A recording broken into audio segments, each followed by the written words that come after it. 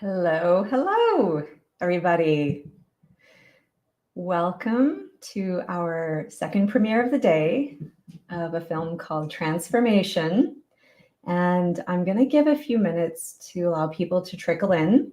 And we would love to hear from you. Oh, look at all those comments already. Okay, all of these people chiming in. We'd love to hear where you're calling in from.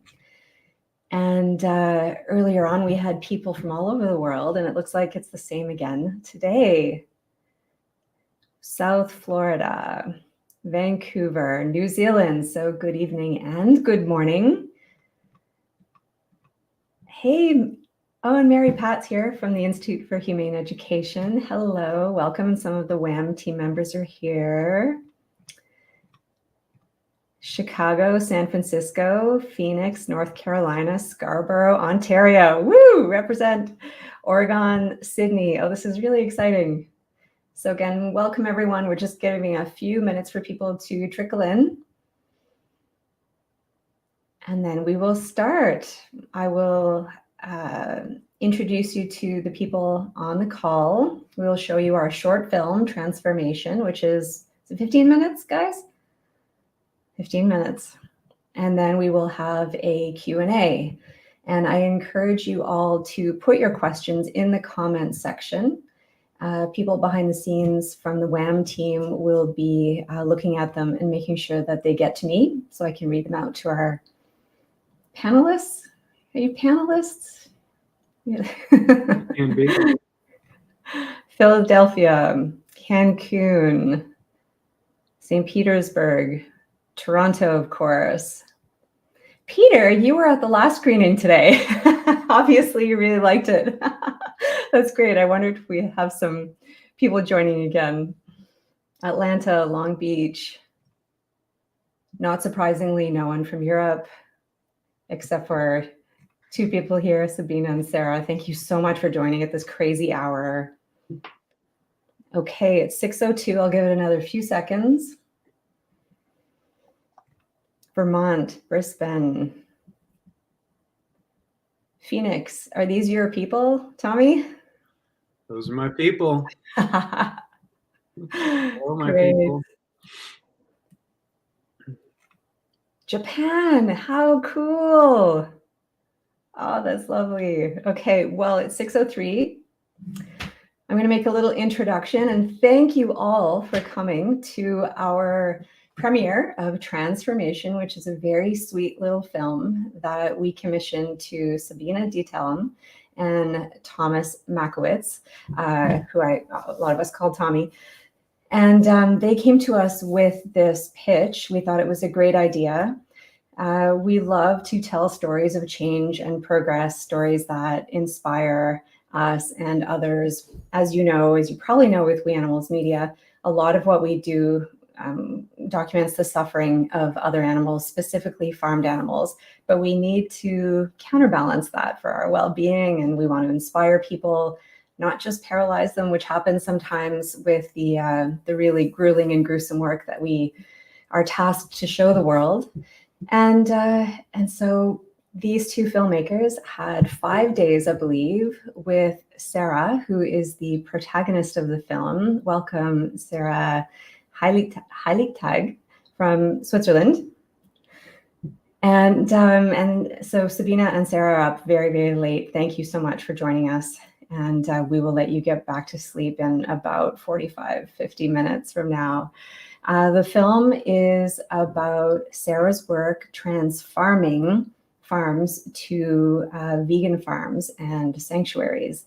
And we'll hear a little bit about her story in the Q&A, but you'll hear about it in the film as well. And I think, let's see my notes.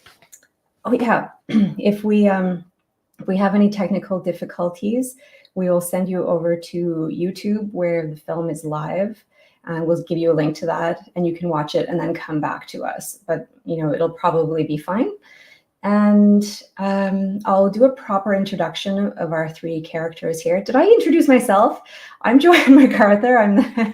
I'm the founder of We Animals Media, and a very proud mama of all that we're doing. We Animals Media has about 15 staff now, and we're putting out stories and films and images of what's happening in the world and changes happening, all with regards to animals.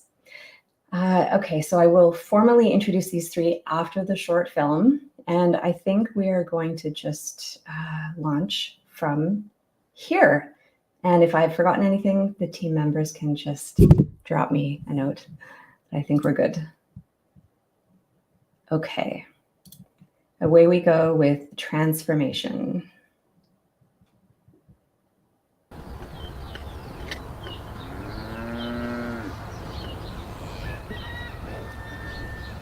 Also ich kann von Anfang an habe ich das eigentlich im BA gesagt, dass ich da gar nicht mitarbeiten will, weil ich wusste, ich werde eine Beziehung aufbauen zu diesen Tieren, und wenn es dann heisst, die müssen in die Metzger oder so, ist das für mich immer, ist das schwierig, oder?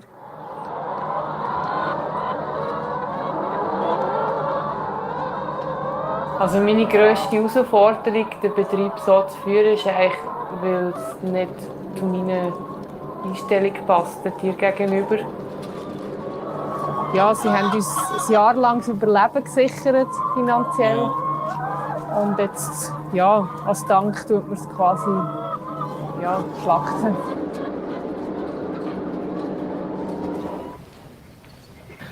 Und erst, als ich eben gefunden habe, jetzt muss ich mal schauen, was ich mit diesem Betrieb eigentlich will, bin ich darauf gestossen, dass es sich überhaupt nicht gut ist. Also ja, ich war wie betriebsblind durch das, dass ich halt immer da war. Und mein Vater glaube ich auch, weil er halt, also er ist auch, er hat es auch nicht besser gewusst, ja. Ich habe einfach gewusst, es muss etwas ändern, aber ich habe nicht gewusst, wie kann ich es anpacken kann. Und es war so wie eine Erleichterung, als ich Zahnrad getroffen habe und sie mir hat gesagt, dass es eben, wie gesagt, kein Problem ist, hier einfach weiter zu starten.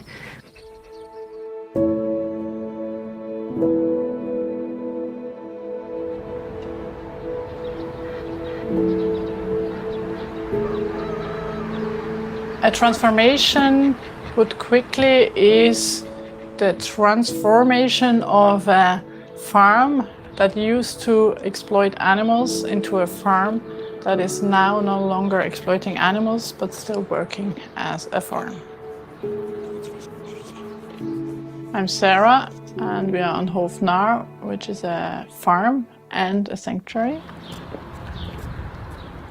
My why started when I was a child. I love animals and I always tried to help animals in some way or other. I became an activist, I did undercover research, I did a lot of stuff. And when I realized that by changing farms into either sanctuaries or vegan farms and take the animals out of the food system, then I would actually rescue many, many more animals than if I just rescue one animal. So after the first phone call with a farmer who wants to transfarm, I go to the place, I need to see it. And then we talk about their vision, their wishes, their hopes, their passions. We look at their surroundings, what could they plant, what could they live from, what could they sell. Then we also look at the finances. And of course we talk about the animals, will they stay there, will they go somewhere else? What can we do for the animals? We're going to a farm with cows again. This time it's like the so-called Ausmelkkühe, the cows that have been giving milk for a long time and now are shortly before slaughter, a few months before slaughter. They come to this farm where they can be exploited a little bit more even, and then they are all being slaughtered.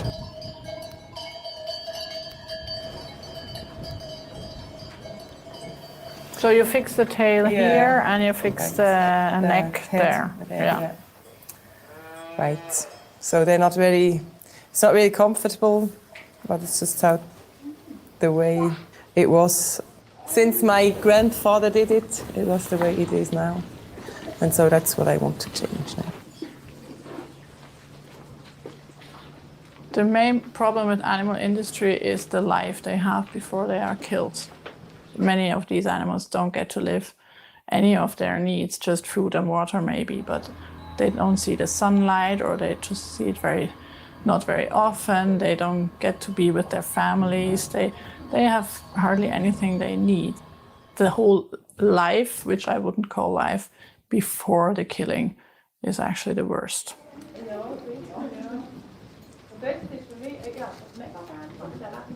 Ja, also eben für mich ist es kein Zuschauen. Ich meine, eben so eine Kuh, wie es dort liegt, sie ist riesengroß und man sieht ja selber, sie hat wirklich keinen Platz.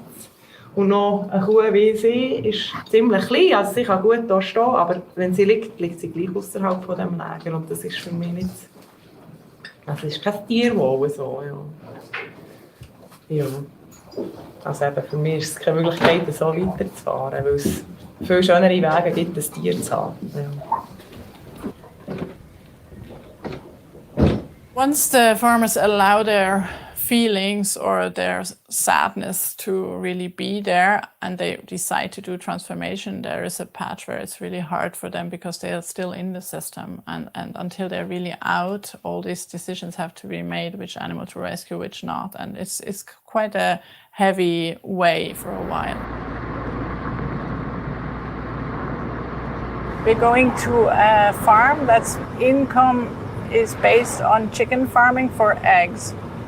And the reason why I'm in touch with them is that the farmers don't handle the chicken suffering within egg farming anymore, and they were looking for a way out.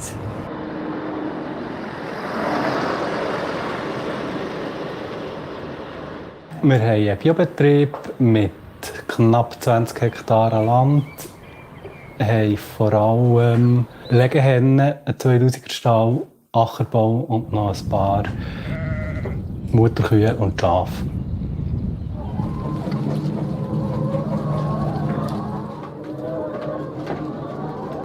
Der Hauptgrund ist, so viele Hühner aufeinander funktioniert gesundheitlich für die Zucht gar nicht. Also Verletzung, Kannibalismus, Krankheiten kann man nicht vermeiden in so grossen Stellen.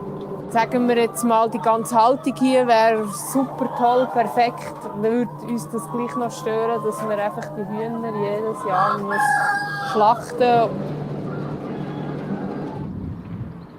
Für das ein Umdenken stattfindet, braucht es meiner Meinung nach sehr, sehr viel Aufklärung und auch Beispiele.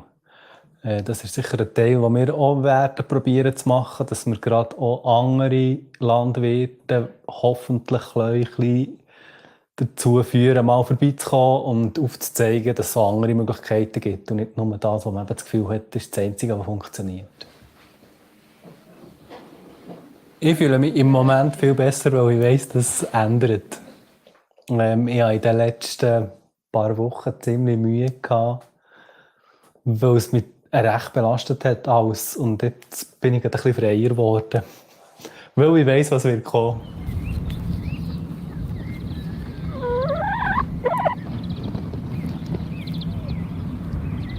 A transformation needs to be coherent, like the whole system needs to be kind of a peaceful system. You couldn't just say, can I transform the cow's place but have still pigs for meat or something? Or can I just have this whole place kind of peaceful, but what I eat, no one needs to care? It has to be coherent, but that can also take time, of course. I'm not pushing anyone into anything, but I'm suggesting and trying to make logics work.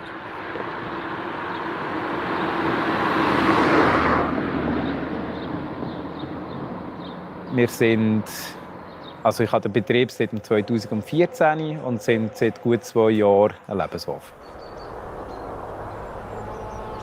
Was so der Unterschied ist von einem produzierenden Betrieb und von uns jetzt vom Lebenshof, ist zum Beispiel unsere Kühe auf der Weide, die mit ihren Kälbchen oder jetzt sind sie halt ein bisschen grösser, mit ihren Kindern dürfen zusammen sein. Das Kalb trinkt auch vom Uter, das ist in der Milchwirtschaft eigentlich nicht so üblich. Also da tut man ja die Kälbchen immer separieren. Also meine Eltern haben das eigentlich sehr positiv aufgefasst, auch das gesamte Umfeld im Großen und Ganzen. Meine Mami hat eigentlich immer gesagt, wenn sie im Lotto gewinnt, will sie etwas in die Richtung machen, wie der Hof jetzt ist.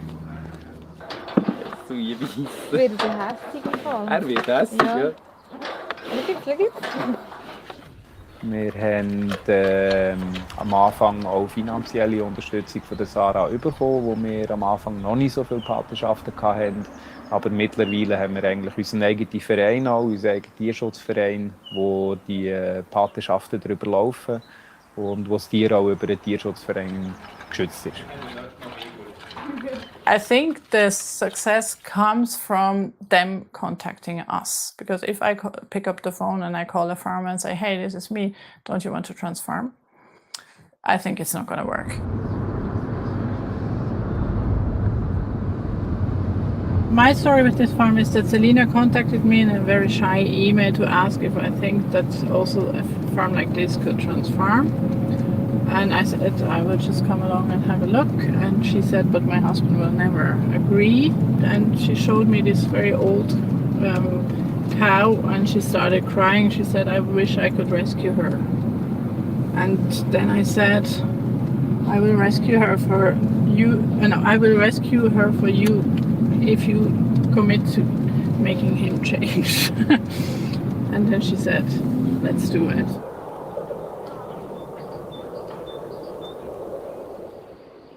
Also es ist so, dass der Hof ja eigentlich meinem Mann gehört. Also ich bin einfach nur reingeheiratet da. Und sie haben vorher eine Mutterkuhhaltung gehabt, meine Schwiegereltern. Und ich hatte wie das Gefühl gehabt, also ich habe vorher schon kein Fleisch gegessen, und ich hatte das Gefühl gehabt, ja, ich kann wie das verantworten, dass ich sehe, wie die hier aufwachsen und dass sie es ja schön haben. Und dann haben wir das ein Jahr gemacht und ich habe einfach gemerkt, das ist immer wie schwieriger geworden für mich. Ja, jedes Mal, wenn ich wusste, jetzt muss wieder jemand gehen, wieder eine Muni gehen oder eine Kuh, dann habe ich schon wochenlang nicht mehr gut schlafen, ich Klotz auf der Brust gehabt. Und dann habe ich irgendwann gefunden, hey, das geht nicht so für mich, ich kann nicht mit etwas Geld verdienen, das ich gar nicht unterstütze.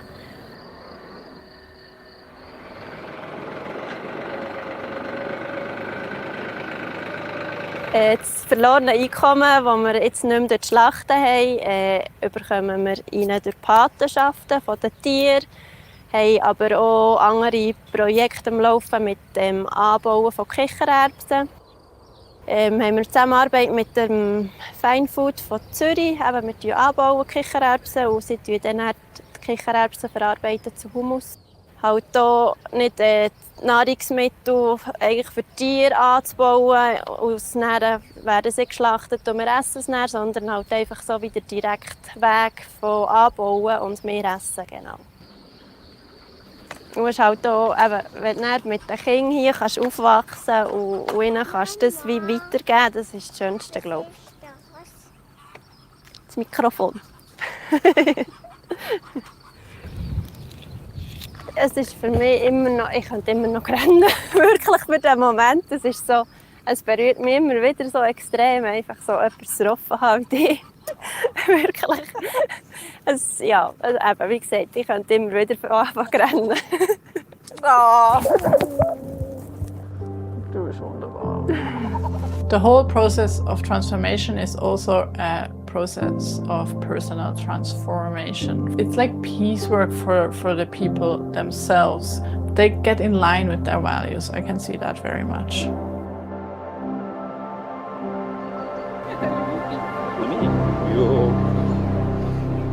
Also ich würde diesen zukünftigen Lebenshöfen einfach mitgeben, dass sie an das Projekt wirklich glauben, weil es ist eine Wandlung da in der Gesellschaft und überall und es wird ihnen nachher wirklich auch seelisch besser gehen, wenn sie die Umstellung dann machen oder gemacht haben.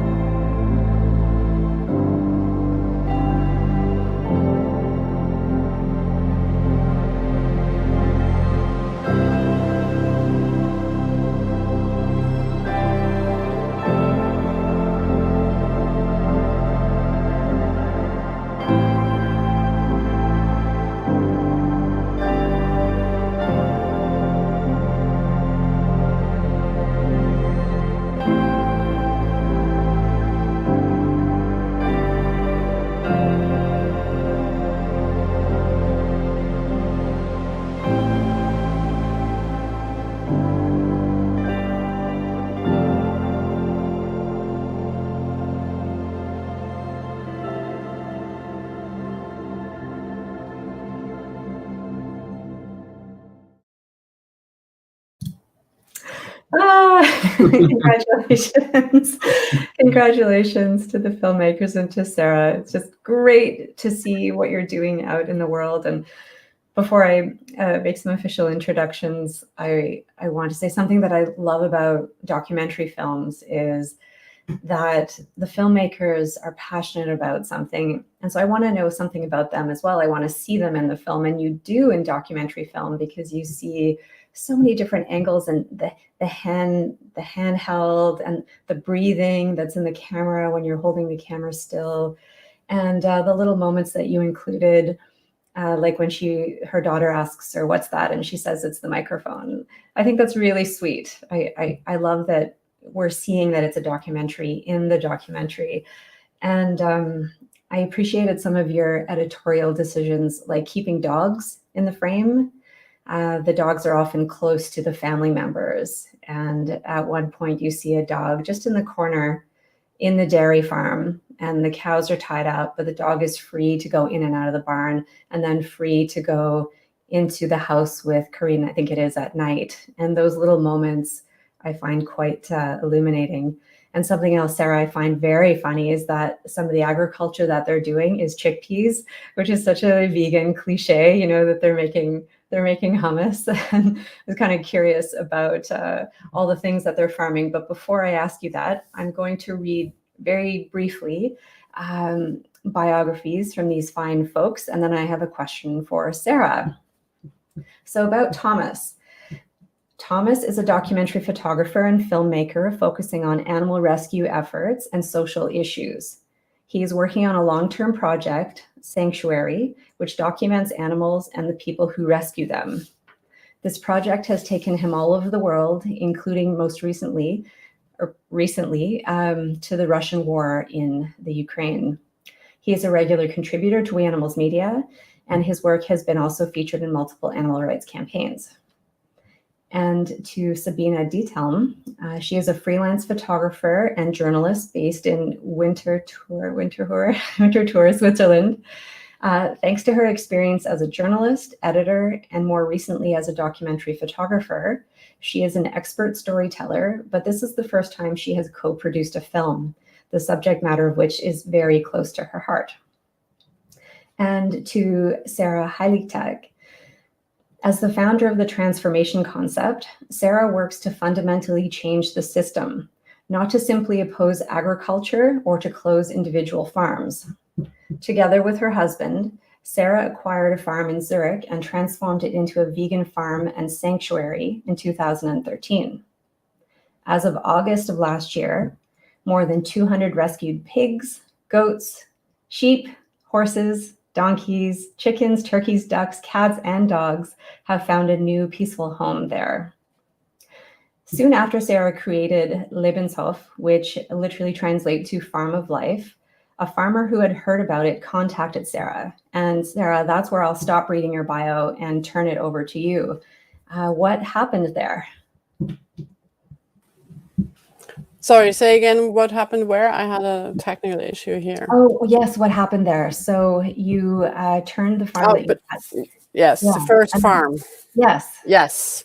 So yeah, we had been running our farm, which is really also a working farm where we sell veggies and other stuff. So it's not just a sanctuary, as Swiss farmers would say. And it was working quite well. And I think this got farmers interested in our kind of vegan farming. And by 2017, a few farmers had contacted us to ask how we do that, if it pays off and all. And then suddenly out of the blue, this dairy farmer came along and he said, I'm not going to kill one single animal anymore. I need to change now. Can you help me do it? Is it possible on my farm? And it was so touching the way he said it, that without thinking into the depth of the whole story, I said, yes, of course you can do that. And that was the beginning of the whole transformation, finally. And we went to the place and saw the place, and I decided, since I had faked that I can do it, to also make it. And we managed within 2 months to change the whole farm around into an economic working farm and rescue all the animals with this process. And that was the beginning. That's very fast. And it's quite incredible that you have you transformed over 100 farms in such a short period of time. One of the questions from earlier today was, I mean, it seems like this is really catching on, but does it mean veganism is catching on as well?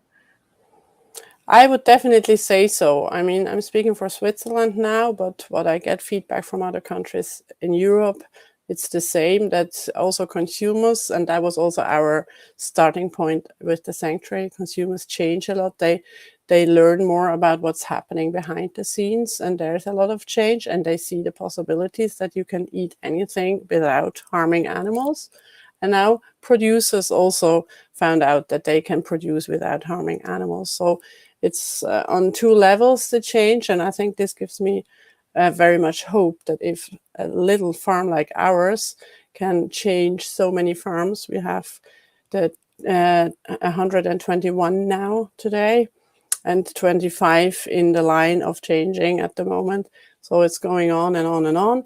So I think if we can do that and everybody in their space can do it, then we could change the world quite quickly, I hope. Oh my goodness, very inspiring. I'm going to circle back to this, but there is a question here from someone in the audience. Thank you. Tommy and Sabina, how did you stumble upon this story, and why is this a story you wanted to tell? Well, I was visiting Sabina in Switzerland, and everywhere I go, I try and at least visit a sanctuary or work on this sanctuary project about documenting animals and the people who rescue them. And yeah, it turned out that Sarah was like less than 30 minutes away from Sabina. And so we visited and saw how wonderful it is and how wonderful she is. And then basically we said, let's pitch this to We Animals Media and make it a thing. Yeah, and as to the why, or why we thought this was a story that was really worth telling, is that Sarah did not only change her own farm into a sanctuary and vegan farm, but she works on a much larger scale to really change the whole system, to make people change the way they think. And that was really like something, as I just said, on a whole different level. And we thought that was really inspiring and something that we wanted to talk about more. Sabina, your story is interesting about how you perceived animals in the countryside, close to you up until you were working on this project. And Jessica Scott-Reed, who is a writer here in Canada, she mentioned this as well in the comments. She lived in Switzerland, and the scenery is just bucolic, and you see cows and sheep in the fields, and you have a certain idea about their lives and how they're treated. Sabina, you mentioned something about that earlier. I'd love for this audience to hear it. Yeah, there's this cliche of Switzerland as this like cheese and chocolate producing country, and you see all those ads of like happy animals on beautiful mountain pastures. And we have a really famous ad actually where there's a chicken like running to the supermarket to deliver the eggs like itself, and it's just so far from the truth. And I mean, obviously I knew that that was not the reality, but doing this documentary was so eye-opening to like just how far from the truth that these images actually are. A question for you, Sarah, from the audience. What has been the most surprising part of this work for you? So there have been many surprising parts every day, I would say. I'm surprised, which is also a nice part of my job. But it started with the actual fact that farmers contact us, that they ask us for advice, which I've never thought before. I always thought I want to inspire the consumers to act differently, but I didn't know back then that I would also inspire producers to change. So that was very surprising. Also, these stories that I have when I go to the farms, and for example, there's often like brothers involved in one big farm, pig farming especially. There's always two brothers. It's in Switzerland like that. And then one brother is really struggling and wants to change, and the other one really doesn't want to because he just doesn't see the point. And he even starts hating me and says, this extremist person, why is she coming to our farm and all that? And then at some point it changes, and he comes towards me and says, okay, I was wrong about that. Thank you so much for helping my brother to change. I want to go into that now as well. And these kind of stories where you really see that change can happen even there where you wouldn't think, that's surprising and also empowering, I think. I love what we see in this film is the trust that people have in you. And I think that's a very special gift you have, but it's not just a gift, it's something that we can all learn from and practice, and not assume that producers are our adversaries, and that we can work together. And, you know, they're so trusting of you. In fact, that they even let a film crew in to, and they speak to the camera about, you know, this is how it's been, and I don't know if I have the courage to change, and I think it's wrong. And so I think that's one of the unique things about this film and about you. There's a question here for Tommy and Sabina. What did you learn about farmed animals during this project? Did your views about animals or humans change as you produced the film? Go, Sabina. Okay, so what was actually really surprising for me was that a lot of the farms that we visited, you could really see how on the farms that like hadn't transformed yet, it was not just the animals who were suffering, but the farmers too. And I mean, as a farmer, like it's typical in Switzerland that you have like small family-run farms, and then you would inherit a farm and then run it before your dad or after your dad does it, and then you're sort of stuck, and you might like feel that what you're doing is wrong or how you're treating animals is wrong, but there's like no way out, or you don't see it. Like as a farmer, you can't just quit your job. So for me, it was really surprising to see that it was the farmers themselves who wanted to change something, but they just didn't know how to go about it. And that's where Sarah comes in, and where she does this amazing work, where she really like understands them, like talks to them on like eye to eye, and really like explains how they can change and helps them in that process. Yeah, that approach is just is huge for me. I've had this sort of sneaking suspicion, like documented a lot of protests of different varieties over the last few years here in the States, and the thing that gets left out of all that sort of like all the things that happen at a protest is like real communication and understanding and seeing eye to eye and treating each other like people who are all here with the same problems and sufferings and issues. And what Sarah, you do so well is meet people where they are. And it was important to show that within this film, so that there isn't, like you said, Joe, this sort of adversarial feeling, but really we can work together. Thank you. That's insightful. Another question here. Josh Baldwin says, what I love about Transfarmation is everyone wins. It isn't vegans versus meat eaters or animal rights activists versus farmers. We all win. What is needed to accelerate this work? What are the bottlenecks? Over to you, I think, Sarah. Well, I think what is really needed is that farmers or other people involved in animal agriculture need to know about possibilities to change. So they need to see that there are other options, that they are not stuck there. Like the farmers I have here, like many wouldn't talk in front of the camera, some of the tragic stories especially. These people don't go in front of cameras, but often there's a long way of suffering before. They didn't even realize they suffered until they saw the options out, that they saw they can stay farmers, but they don't need to kill animals or make animals suffer. And then they started thinking, maybe I have the right to do something different, and even I can stay in farming, but they need to see that there are alternatives to what they do.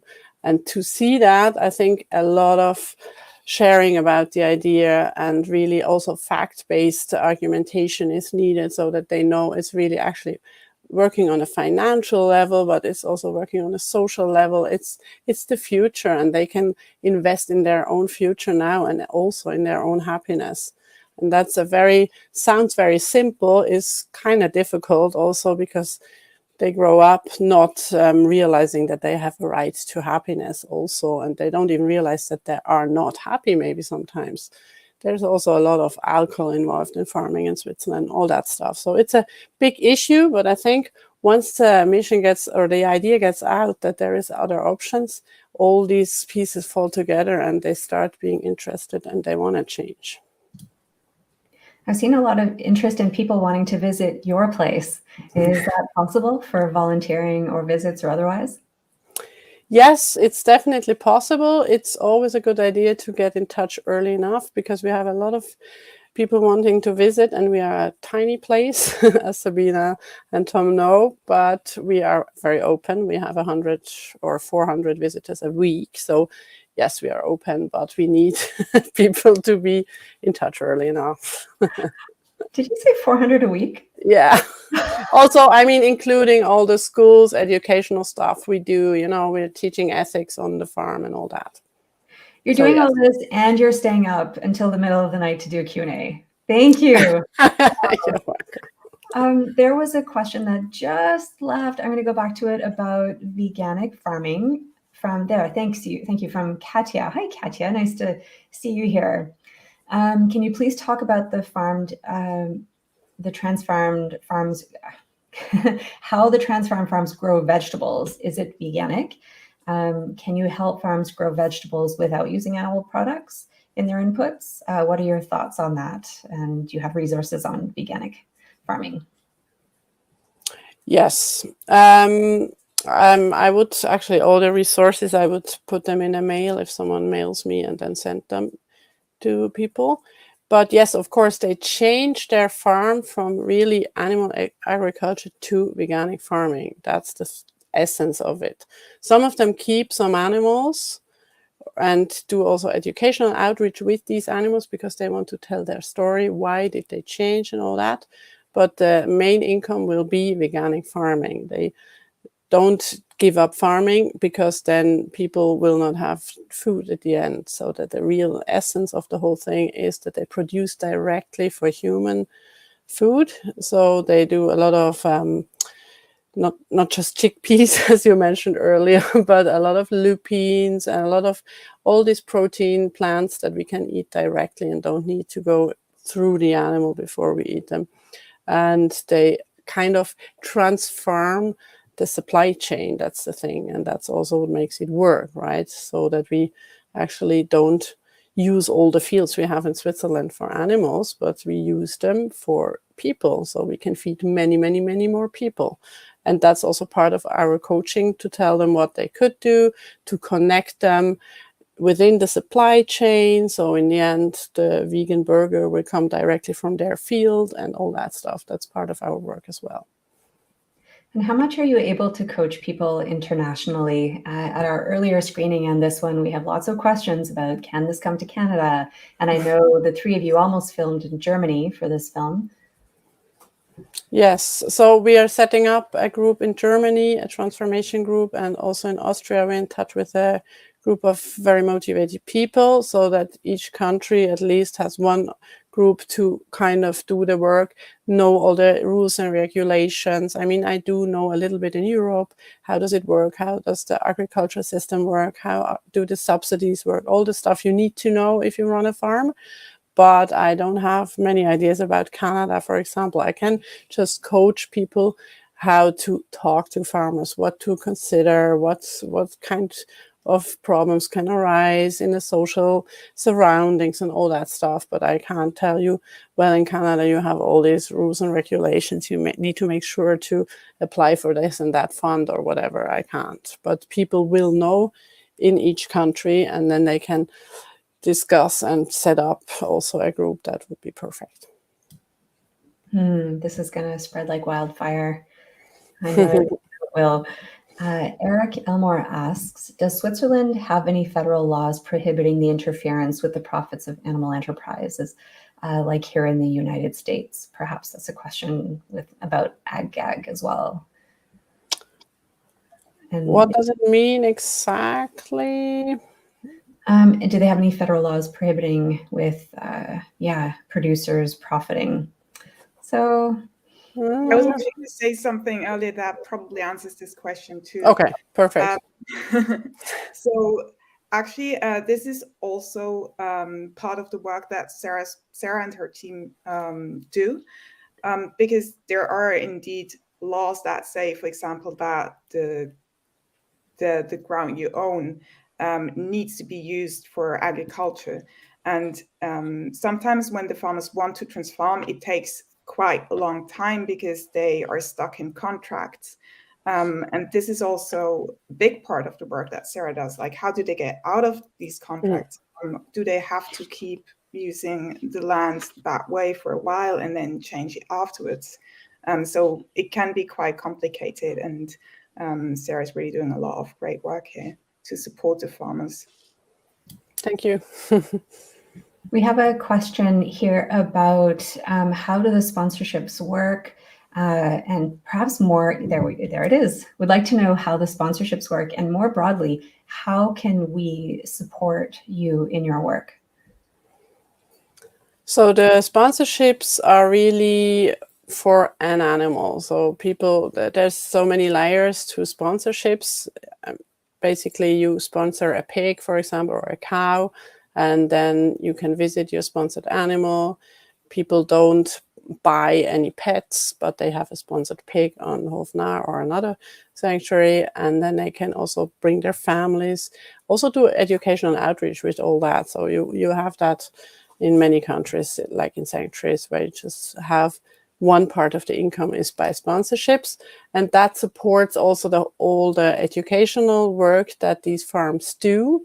So if they keep animals and they want to work in outreach work, they kind of base some of their income on sponsorships. Many farms, of course, don't. I just want to mention that. Many really focus on their income by the agricultural products. And they might also keep animals, but they don't have sponsorships because they don't want to go into media. They don't want to have an Instagram account. They just don't feel comfortable with that. And not every farm should do that either. So yeah, but the sponsorships can be a base for doing a lot of educational outreach. Also in our case, we do a lot of outreach in different areas. We also invite schools in, and we talk with everyone whenever we can. So that's where the 400 people come from also. And to support this system, we have these sponsorships, and it's a really beautiful way of supporting our work. We also now have Transfarmation sponsorships because we have a fund where all the money that comes in there will be used to help farms to change. Because when they change in the first 1 or 2 years, they might need some financial support to restructure their whole stables, to restructure everything they did before, and they need finance there. After that, they usually work well and don't need it anymore. But for this transitioning phase, we help them financially. So whenever people have a few euro or Swiss francs left, they can always send it to us, and then we will use it for Transfarmation. You're so humble. Just a few francs. Oh my goodness. This work costs so much money. I remember a sanctuary putting up a new $10,000 fence, and it was knocked down the next day by the strongest steer. They were so disheartened. These things cost a lot of money. And one of the comments that just passed through here is someone mentioning this film should be seen by farmers. Yes, it absolutely should. I think that could be a direction that we go in. And people are also asking about how to see the film generally. It'll be up on YouTube just briefly, and then we're taking it down again. And the reason for that is that we're submitting it to films, competitions, and festivals, and they have all these rules about when it can be live during what periods. And so very soon the film will be out publicly for everyone at any time, but not quite yet. And I'm seeing a bunch of questions pop up here. Can I say something? Please. Okay, I'm just seeing some questions come through and comments about, this sort of thing happening in America. And I just wanted to say that some people in America are doing it. It's not as well organized as Swiss proficiency of Sarah, but Miyoko, right, from Miyoko's Creamery, has a transformation type program. And actually, when I was researching this concept, there is another short film about a couple who changed their chicken farm in Texas or somewhere in the South to mushrooms. And that's a really good one to watch because it's just them and they talk a lot about it, and it is possible in America. I think it's less. I'm kind of curious the differences that make it so possible in Switzerland, and I wonder if some of those are a little bit, the conditions are a little bit different here, but it's possible. And farmers here are getting fed up with making less and less money and want to transition. There's another farm that transitioned to hemp, for example. So it's happening here, but I think there's a fertile ground, so to speak, to make it. There is indeed. I saw a question come up about how this being quite different. There it is, from the confronting images of animal suffering that they're used to seeing from We Animals media. And we, as I said, we do these positive stories. They're very important for every reason. For the last 7 years, we've had a project called Unbound, and that's about women on the front lines of animal advocacy worldwide. And we featured almost, I think, 200 pioneering women and women working behind the scenes. And this has been a large part of the positive storytelling that we're doing. But now we're moving over to a project that has yet to be named. The working title is Stories of Change in Progress, and this totally fits into that. And that's a direction that we're going in. If any of you have good names for that project, we'd love to hear from you. You can drop us a line. You can drop us a line for any reason, really, if you want to know where to see the film, if you want to bring a film to a conference or a festival, just let us know. We'll drop our email address in the chat there. It's info@weanimals.org. And but yes, it's just so important to inspire people and as well as show them the reality of animal suffering globally. I think too, Joe, that without the work that WAM is sort of known for and the investigative and going in and looking at the really hard stuff, it's maybe encouraging for people who are working in animal advocacy to know that, like, this, what Sarah's doing, for example, comes out of this suffering, right? Like, it's a direct result of the suffering, is going into that and recognizing it and seeing it, thanks to people like you, Joe, and then doing something about it. And so the two, they're so intertwined. Yeah, and to maybe add to the comments that farmers should see this movie, this was actually interesting when we interviewed the farmers. Sarah really created a sort of like snowball effect there, because when we talked to the farmers, they were like, yeah, I saw this reportage on Swiss television about this other farm that had transformed, and we saw that it worked. So we felt really inspired to do the same thing, or that made us contact Sarah in the first place. So I think by just spreading word and doing this movie, hopefully more people will be inspired and see that there's a way out. That's why we make media, isn't it? I love being in this space because we get to, be curious and make art and inform and help be part of the change. And, we have you too, the filmmakers, right here. And I'd love to come back to filmmaking and hear, what it was like shooting for 5 days only. First of all, that's not a lot of time. I'm sure you ran yourselves ragged, and you had a small budget because We Animals has a small budget. And, I think it was just the two of you. So what was that like, and what were the challenges? And did you have any shots that you almost got that got away from you? Well, what's not included in this is one other farm that we visited that was in the middle of their transformation, just because it didn't really fit within the time span of the film. But but there's some like beautiful footage of cows coming out of the barn for the first time in like 3 months or so. Sarah, you guys, Sabina can correct me on this, but they spent a lot of time in the barn. And that's part of the thing here too, like you're seeing on that Aus Milk farm, is that those cows will spend the whole winter in there with very limited time per week to go outside. So when these cows came out of the barn and onto the field for the first time after they were doing some changes to the field, they're like bucking and jumping and chasing each other, and it's just a beautiful, beautiful moment. So that doesn't answer your question, Joe, but is something neat. I love hearing behind the scenes stories and, you know, things you want to do. And I mean, it sounds like this could be a series. Your work, Sarah, is so holistic and covers so much ground. Like the humane education alone would be so cool to, you know, do several parts on all this fantastic work. Sabina, did you want to add to that? It was super inspiring to be able to do this project and to see Sarah at work and to visit these farms that are at different stages of their transformation. And it was actually quite amazing to see how the transformed farms, animals were happy, people were happy. And then in the other places, you could really see how people were suffering too. Like the people that had already realized that what they were doing was wrong, but didn't really know what to change yet.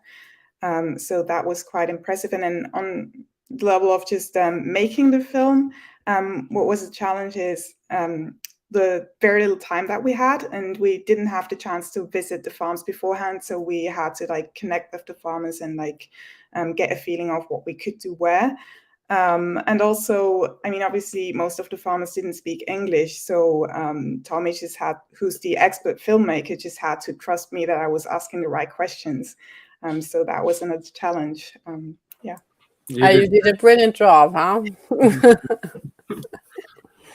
We're going to wrap up in a moment. If the WHAM team from behind the scenes can post another question. I know a lot have been coming in. From Kwan, it would be wonderful if governments would shift their subsidies to support transformations. What hope is there for a transformation in politics? Yes, such an important topic. It's one of my favorite, and also gets me quite aggravated because it takes so long. Switzerland is so slow in changing stuff, and then you have all this political great system we have, but people don't accept it and whatever. But yes, it's a very, very important point because 80% of the subsidies go directly into animal agriculture, which is a scandal. And there is quite many young people working in politics, trying to change, and we also are in touch, and it's really something we want to push. But as farmers, and I learned that from farmers, say, while politics is slow and not working, we as farmers need to change before that and show the system that it works without the politics behind, and then maybe suddenly it goes faster. But yes, definitely, it's on so many levels important. Yeah. There's something I just learned that's interesting in the Netherlands. Molly has been researching this, Joe. So you're going to hear about another film idea coming soon.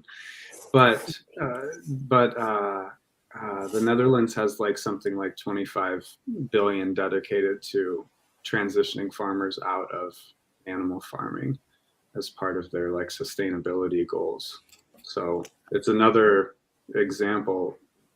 Netherlands is kind of interesting as an example of a place that is maybe doing something like Switzerland could do in the future. Yes, totally. Lots of nice comments coming in, and someone asked if we were saving those comments. I believe we will try to. At the very least, I want Sarah to be able to see all of this. If she's not seeing it, I'll come in. Jackie writes, I lost my entire 20s and 30s to farming. You don't get that time back. The farmers you've worked with must feel such joy and gratitude. You have helped them achieve a whole new quality of life. Yeah, I'd say so. That's the nice part also. That's great. That's great. Well, I think we are going to wrap up unless We Animals folks adds one more question here. But it's very late for you. What time is it over there? 1 o'clock. Thank you for being up. Thank you very much. And it's been exciting to see the reception for this sweet little film so far. I had no idea that we would have hundreds and hundreds and hundreds of people responding positively and showing up to these screenings. And I think it bodes well for what we can do with it going forward. It'll be, you know, open to anyone who wants to screen it and share it in schools and so on. And with that, thank you very much to the three of you, Sabina, Tommy, and Sarah, for being here. And Sarah, for dedicating your life to this. You're making incredible change. And to Sabina and Tommy, thank you for helping to bring Sarah's story to the world. And now, you know, our job at We Animals Media is really just beginning, and that's to get this story out into the world. And we love doing that. Well, thank you, Joe, for all your work. Yeah. Yeah. It's Absolutely. an honor to be on a thing like this with two such powerhouse women of doing amazing stuff. And three, really, Sabina. So thank you. Thank you all. Well, thank you very much. And last thing is that we do have an editorial coming out, excuse me, which are questions and answers and storytelling from Thomas and Sabina about the creation of this film. And so that's live now on our website if you want to hear more about what they did and how they did it. And thanks, everyone. I look forward to being in touch with you all some more. And I'll look forward to seeing you sharing this film out in the world when it's fully available. So thank you for your time. Thank you for being here. Thank you. Thanks. Bye everyone. Bye. Bye. Thank you.